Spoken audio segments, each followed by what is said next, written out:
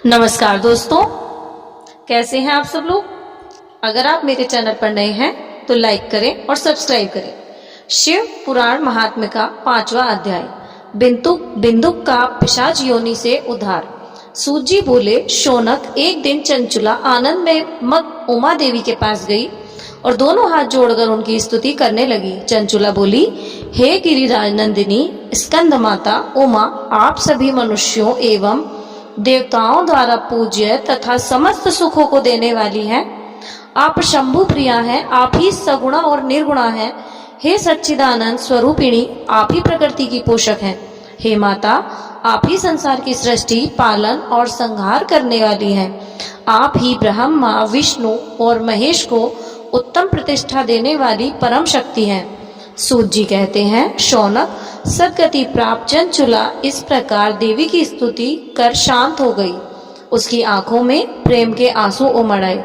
तब शंकर प्रिया भक्त वत्सला उमा देवी ने बड़े प्रेम से चंचुला को चुप कराते हुए कहा, हे सखी चंचुला, तो मैं तुम्हारी स्तुति से बहुत प्रसन्न हूँ। बोलो, क्या वर मांगती हो।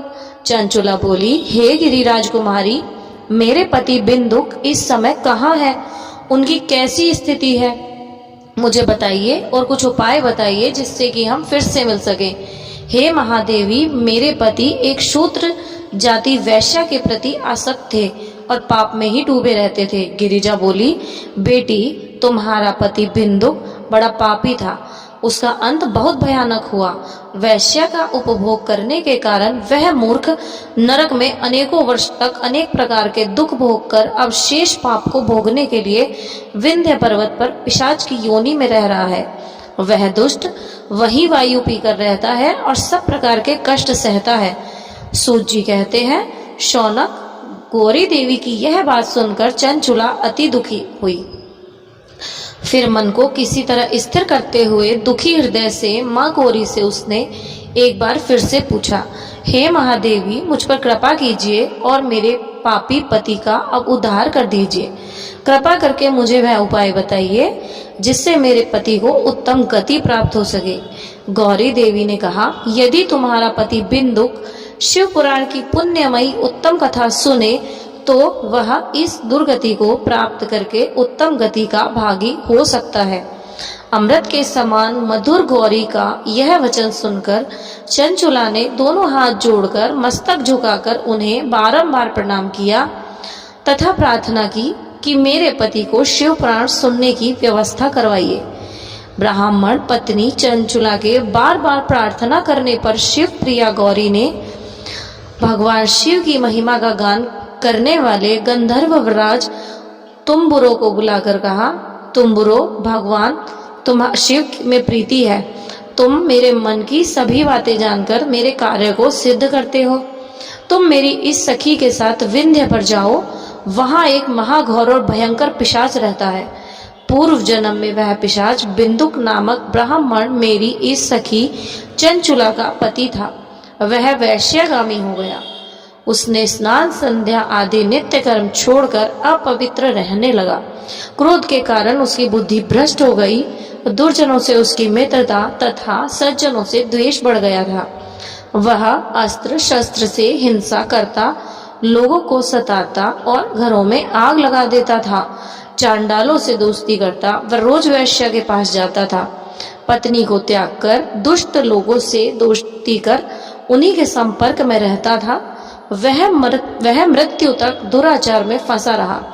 मृत्यु के बाद उसे पापियों के भोग स्थान यमपुर ले जाया गया।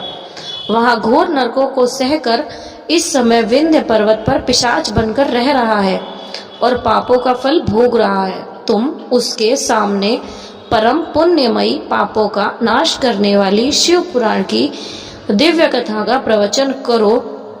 इस कथा को सुनने से उसके सभी पापों से मुक्ति होकर उसका हृदय शुद्ध हो जाएगा और वह प्रेत योनि से मुक्त हो जाएगा।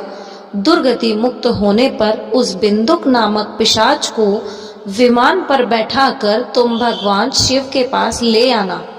सूत जी कहते हैं, शौनक माँ उमा का आदेश पाकर गंधर्वराज तुम्बुरो प्रसन्नता पूर्वक अपने भाग्य की सराहना करते हुए चंचुला को अपने साथ लेकर विमान से पिशाच के निवास स्थान विंध्य पर्वत पर गया। वहां पहुंचकर उसने उस विकरालाकृति वाले पिशाच को देखा। उसका शरीर विशाल था, उसकी ठोड़ी बड़ी थी, वह कभी हंसता, कभी रोता और कभी उछलता था। महाबली तुम्बुरु ने बिंदुक नामक पिशाच को पाशों से बांध लिया। उसके बाद तुम्बुरु ने शिव पुराण की कथा वाचने के लिए स्थान तलाश कर मंडप की रचना की। शीघ्र ही इस बात का पता लोगों को भी चल गया। एक पिशाच के उद्धार हेतु देवी पार्वती की आज्ञा से तुम्बुरु शिव पुराण की अमृत कथा सुनाने विंध्य पर्वत पर आया है। उस कथा को सुनने के लोभ से बहुत से देवर्षि वहां पहुंच गए। सभी को आदरपूर्वक स्थान दिया गया। पिशाच बिंदुक को पाशों में बांधकर स्नान पर आसन पर बैठाया गया और तब तुम्बुरु ने परम उत्तम शिव पुराण की अमृत कथा का गान शुरू किया। उसने पहले विद्वेश्वर संहिता से लेकर 7वीं वायु संहिता तक शिव पुराण की कथा का स्पष्ट वर्णन किया। 7 संहिताओं एवं शिव पुराण को सुनकर सभी श्रोता कृतार्थ हो गए।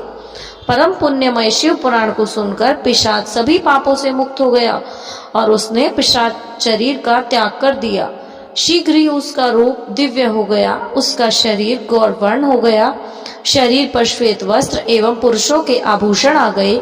इस प्रकार दिव्य देहधारी होकर बिंदुक अपनी पत्नी चंचुला के साथ स्वयं भी भगवान शिव का गुणगान करने लगा। उसे इस दिव्य रूप में देखकर सभी को बहुत आश्चर्य हुआ। उसका मन परम आनंद से परिपूर्ण हो गया।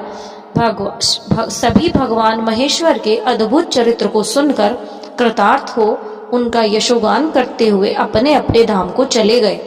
बिंदुक अपनी पत्नी चंचुला के साथ विमान में बैठकर शिवपुरी की ओर चल दिया। महेश्वर के गुणों का गान करता हुआ बिंदुक अपनी पत्नी चंचुला व तुम्बुरु के साथ शीघ्र ही शिवधाम पहुंच गया। भगवान शिव व देवी पार्वती ने उसे अपना पार्षद बना लिया।